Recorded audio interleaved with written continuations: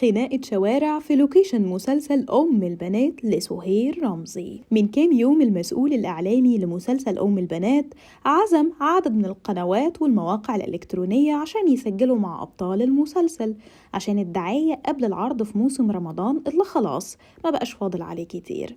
وفعلا راح عدد كبير من الصحفيين، لكن اتفاجئوا لما وصلوا هناك ان منتج المسلسل بيمنعهم من التصوير، ومش بس كده، لا ده كمان بيطردهم.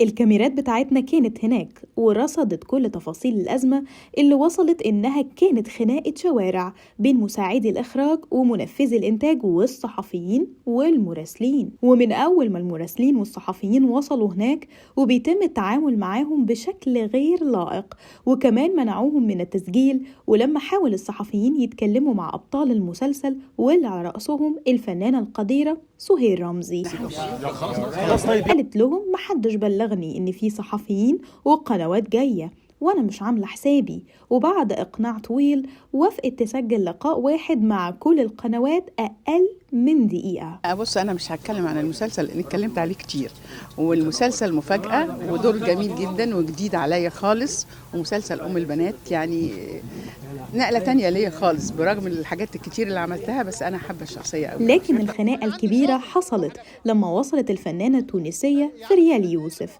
سجلت مع قناة واحدة من الموجودين. جه ابن المنتج ووقف اللقاء وخد فريال يوسف من قدام الكاميرات بحجة تصوير مشاهدها في المسلسل، رغم انها كانت لسه واصلة ومعاد تصوير مشاهدها مجاش اصلا. ولما اعترض المتواجدين من الصحافة والاعلام قام ابن المنتج بطردهم والتعامل معاهم بشكل سيء جدا.